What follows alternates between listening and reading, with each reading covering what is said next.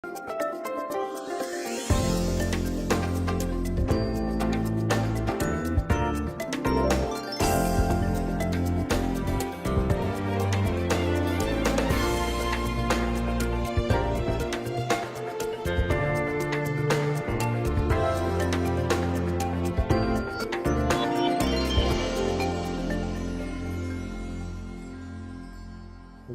to Lessons for Living Television. My name is Bill Santos. Thank you so much for watching. Many that live in southern Ontario, and if you're about my age, you're going to remember what happened on November the 10th, 1979. A Canadian Pacific train lost one of its wheels, resulting in the derailment of 24 cars. Now, included in these cars were 6 dangerous ingredients: propane, caustic soda, styrene, fiberglass insulation, and chlorine. Now, these flammable liquids and vapors caused a massive explosion that could be seen for more than 100 kilometers. Well, evacuations began within 2 hours after the explosion. In total, 218,000 residents were asked to leave their homes. For many, it was more than a week before they could return home. With no fatalities or no serious injuries, many considered what became known as the Mississauga train derailment as the Mississauga miracle. It remains to this day the largest peacetime evacuation in North American history. Although the fallout from the derailment was substantial, displaced people, closed highways, massive traffic jams, abandoned animals, there were no lost lives or serious injuries. What could have been a disaster of enormous proportions, in fact, it did become the Mississauga miracle. You know, trains are not the only things that get derailed. Dreams sometimes get derailed too. Some dreams are just sabotaged by enemies. Others are wrecked by one's own mistakes or negligence. And almost everyone has had at least one dream derailed. If you've ever fallen in love with someone or constructed delightful dreams of a happy ever after lifetime, only to face the heartbreaking reality that the other person, well, they don't share those dreams. Or have you ever had to face the fact that you've maxed out in your career, that you will not scale the heights you once thought possible? Has your spouse ever told you that he or she wants out of the marriage? Have you watched years pass and the right mate has just not appeared? And the dreams you have cherished since you were a little child, playing house, seem to be ever more elusive. Have you ever been told, or have you ever told a member of your family that they have a life-threatening illness, and that it raises just a huge question over all of your dreams? Because all of us have had at least one dream derailed, we can understand the silent tears that must have rolled down the face of a teenager by the name of Joseph, whose dreams faded as each lumbering camel stride took him further and further from home. Oh, wait, I'm getting way ahead of myself. In Romans chapter 15 and in verse 4, we read the following: "For whatever was written in earlier times was written for our instruction, that through perseverance and the encouragement of Scriptures we might have hope." Well, this reference to earlier time encompasses all of the truths written in the Old Testament. And if I read this verse correctly, there are 2 basic reasons why God has allowed us today to have the Old Testament for study, application. First, for present instruction, it said, and second, for future hope. God has given us this truth so that our minds can learn the truth about Him and about life, and so that we will be encouraged to persevere in the future. In 1 Corinthians chapter 10, verse 11, it says, "Now these things happened to them as an example, and they were written for our instruction. You see, God uses the lives of biblical characters to teach us, to encourage us, and to warn us. Who could forget the impact, the truths lived out in the lives of David and Moses, or Jonah, Peter and Paul? You see, it is impossible to leave truth in the theoretical realm when you see it revealed in the lives of real men and real women.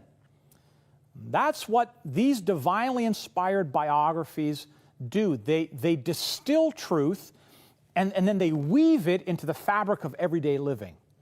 God's training manual, the Bible, is full of lives that inspire and that instruct. Now, that being the case, there is someone that I think we should all meet. His life is recorded in Genesis chapter 37 through chapter 50. He's a man of enormous integrity who modeled in his life continual forgiveness. His name is Joseph. Now, unless I miss my guess, you will never forget this man. Perhaps no life in the Bible reads more like a suspenseful and compelling novel than the life of Joseph. Now, the first person we encounter and need to understand in Joseph's life is his father, Jacob. His other name is Israel. Israel means God strives. The name is significant. It's a significant improvement over his original name, Jacob, which literally meant deceiver. Now, we'll come back to that, but let's go to Genesis chapter 37.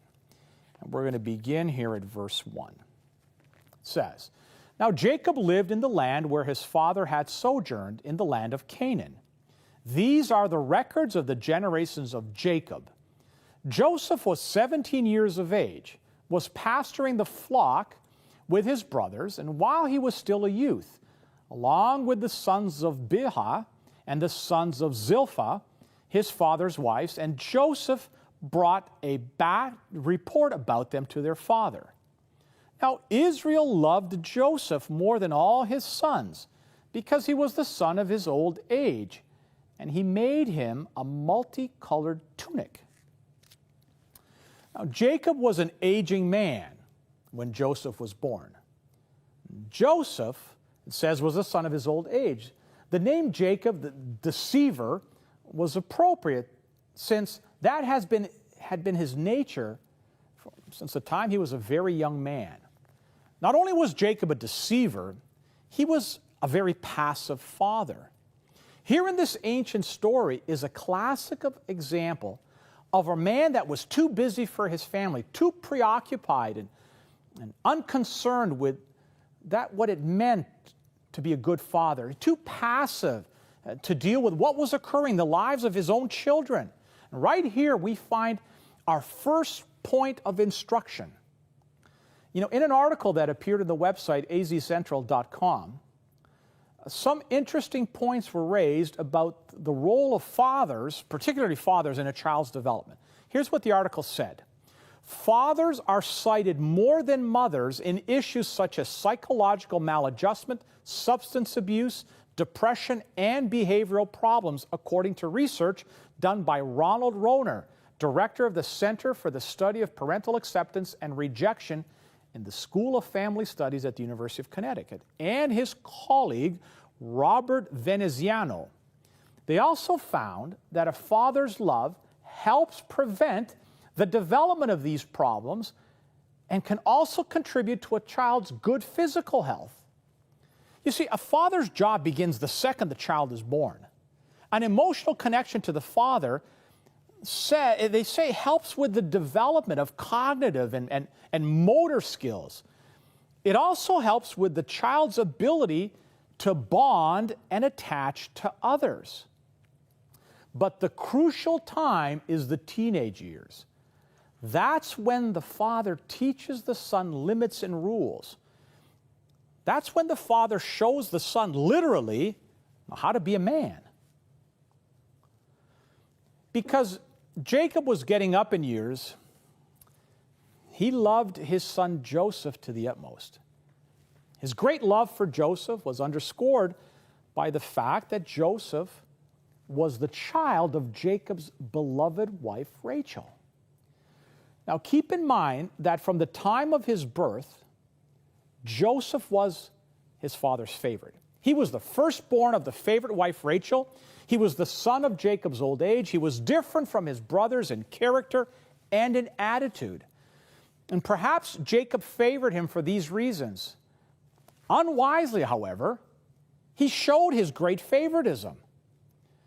Now, Jacob's other sons, they were no fools. I mean, they might have been lustful, unruly, deceitful, vengeful, but they were not stupid.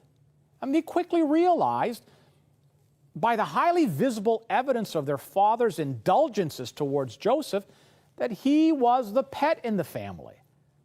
His mother had been the favored wife, and Joseph was the favored son. They're not about to sit back and let that continue. In only a matter of time, they would unleash their anger. Let's go to Genesis chapter 37 and verse 3. Now Israel loved Joseph more than all his sons because he was the son of his old age, and he made him a multicolored tunic. Dr. H.C. Leopold, in his book Commentary on the Book of Genesis, suggests that Joseph's tunic was sleeved and was down to the ankles. You see, you can't work very well with a garment that has sleeves and that extends all the way down to your ankles, especially if it's made of a costly, richly ordained fabric and it's like a robe. In Joseph's day, the working garments were short and they were sleeveless. This way it left the arms and the legs free so that the workers could maneuver and do the work that they have to do. So you can imagine that by giving Joseph this elaborate full-length coat, his father was boldly implying, you can wear this beautiful garment because you don't have to work like your brothers. Verse 4, Genesis 37. And his brothers saw that their father loved him more than all his brothers, so they hated him and could not speak to him on friendly terms. The home in which Joseph was raised was comprised of a family filled with anger and jealousy and deceitful people. Then, within that hostile environment, for 17 years, the sons of Jacob had watched their father play favorite with Joseph. Their jealousy now is turned into resentment and into hatred. Joseph's brothers had come to despise their brother so severely that they couldn't even speak a kind word to him. And try to imagine the pressure that's just mounting in that home. This is a giant powder keg on the verge of an explosion. Adding insult to injury, Joseph was a dreamer. And for whatever reason, he decides that he's going to tell his brothers the dream. Now, if the relations were not already strained, well, the dreams alone would have probably done the trick. Verse 5. Then Joseph had a dream, and he went and told it to his brothers, and they hated him even more. And he said to them, Please listen to this dream which I have had, for behold, we were binding sheaves in the field, and lo, my sheaf rose up and also stood erect, and behold, your sheaves gathered around and bowed down to my sheaf. Then his brothers said to him, Are you actually going to reign over us? Or are you really going to rule over us? So they hated him even more for his dreams or for his words. Joseph comes to his brothers and says, Hey guys, let me tell you about this dream that I had. Can you imagine? Every one of his brothers thinking, You've got to be kidding me. No way. Joseph said, Wait, guys, that's not all. I had another dream, verse 9. Now, he had still another dream and related it to his brothers and said, Lo, I have had still another dream, and behold, the sun and the moon and 11 stars were bowing down to me. And he related it to his father and to his brothers. And his father rebuked him and said to him, What is this dream that you have had? Shall I and your mother and your brothers actually come to bow ourselves down before you to the ground? And his brothers were jealous of him, but his father kept the saying in mind. When Jacob heard about the dream, he responded again passively. I'm not sure he had noticed the jealousy of his other sons, or if he did, well, he just chose not to do anything about it. Sometime after Joseph's brothers sent to pasture their father's flock, but Joseph, he didn't go with them. Maybe because Jacob wanted him close to him. But some time has passed, some time later, he sends Joseph to check on his brothers and to report back. Well, you got to wonder, what was Jacob thinking of at this point? I mean, if he was thinking at all. Was he totally oblivious to this situation? How could he avoid seeing the hatred and all of the jealousy in his own household? So you're about to witness the explosion of those pent-up emotions. Verse 17. So Joseph went after his brothers and found them at Dothan. And they saw him from a distance, and before he came close to them, they plotted against him to put him to death. And they said to one another, "Here comes this dreamer. Now then, come and let us kill him and throw him into one of the pits. And we will say a wild beast devoured him. Then let us see what will become of his dreams." Talk about hostility in a family. As soon as they see him coming, their immediate reaction was to kill him. This is a timely moment to point out that the mixture, notice, of passive parenting in a hostile family environment results in out-of-control consequences. By this point, the brothers now have murder on their mind. But Reuben, he steps in, verse 21. But Reuben heard this and rescued him out of their hands and said, "Let us not take his life." Reuben further said to them, "Shed no blood. Throw him into this pit that is in the wilderness, but do not lay hands on him, that he might rescue him out of their hands to restore him to his father." So this is Reuben, the firstborn. Perhaps as the oldest, he felt some level of responsibility to his younger brother. The brothers listened and agreed with Reuben's plan. But notice the first thing that they did when Joseph arrived. They stripped him of that cloak, that hated robe of favoritism. That was the first thing to go. Then they threw him in a pit, and then they sat down to eat. Verse 23. So it came when Joseph reached his brothers that they stripped Joseph of his tunic, that vari-colored tunic that was on him. They took him and threw him into the pit, and then they sat to eat. Well, the story continues as the brothers sat down to eat. They see this caravan approaching. This caravan was making its way to Egypt. So rather than killing Joseph, the brothers sold him like a common slave for 20 shekels of silver. And that's the price you would get for a disabled slave. Now just imagine yourself as Joseph. Your hands are tied behind you. Now as you're being transported as a helpless hostage in the hands of these uncaring strangers towards a foreign land. Your status has plunged almost instantly from favored son of a wealthy farmer to a slave worth 20 shekels. Where is God in all of this? When your dreams are derailed, what do you do then?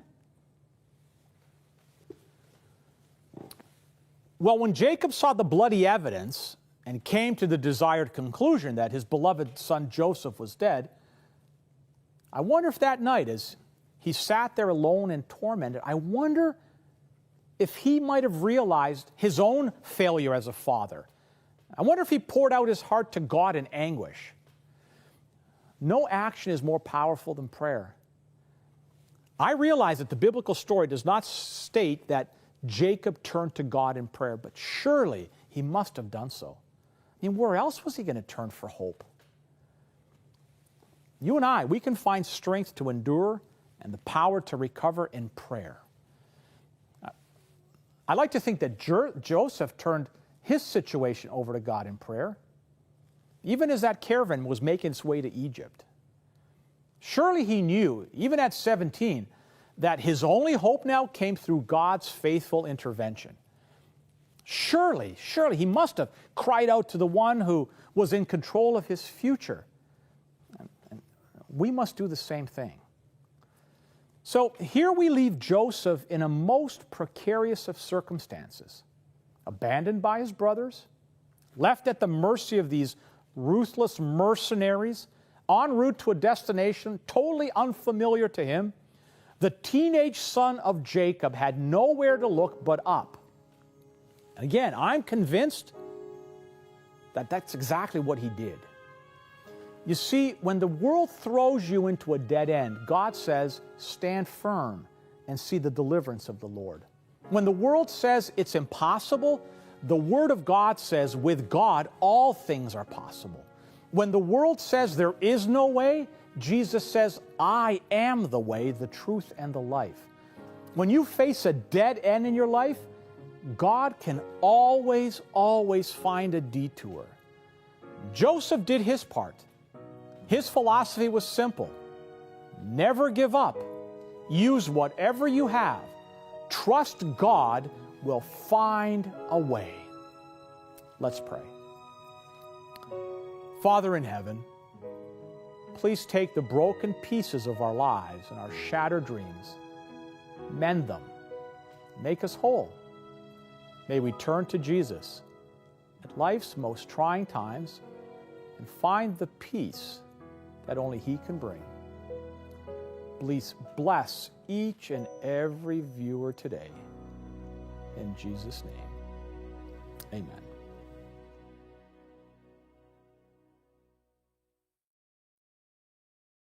Well, we've come to the end of another Lessons for Living television program.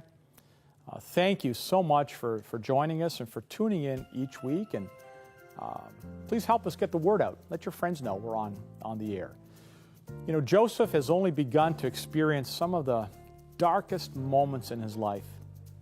But through them all, he's going to realize that God's hand will hold him close and that God's plan will ultimately be fulfilled in his life as it is in my life and in your life.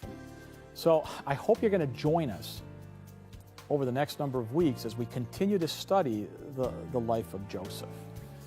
Before we go, a couple of things I want to make sure you're aware of. One of them is, you know, if you're in the Toronto area, come out and visit my church.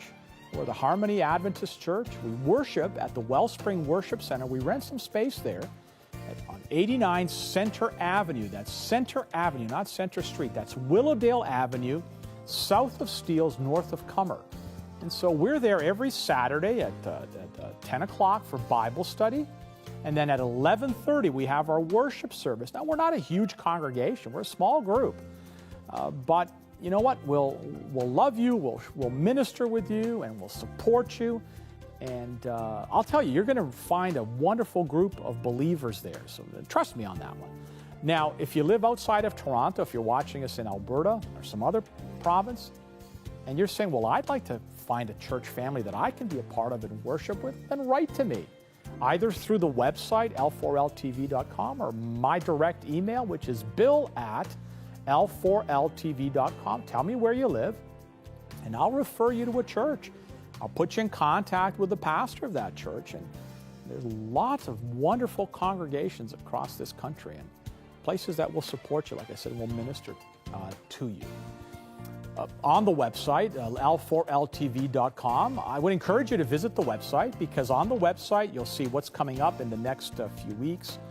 You'll find all the previous programs. You're going to find where I will be appearing live, under live appearances.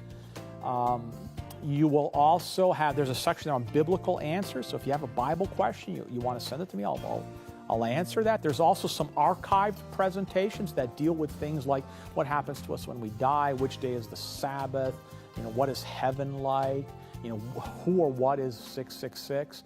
They're longer presentations, so they're archived there on the website. And you can visit them, you can watch them, you can refer them, and then you can download a lesson outline to help you further in your study of that particular topic. That's under the Biblical Answers in Hope 2016 tab on the website. And there's a Donate Today tab also, where you can make a donation to the ministry. And I want you to know that any money you commit to this ministry is used directly for the ministry. It's used to buy airtime, to pay studio time, to buy the gifts, pay for the postage. Not a penny of it comes to pay salary for me or directly benefit me. I want you to understand that. And so visit the l4ltv.com website. Another website, missionnowcanada.com, is our overseas mission work website. Join us on a mission trip. Help us buy medical supplies. Find out what we do on the mission trips. missionnowcanada.com. If you've never been on a mission trip, why not come on one with us? They're telling me it's time to wrap up. So let me thank you again, and I'll be praying that God gives us the opportunity to study His Word together like this again real soon. Until then, God bless you. Let's get back together again real soon.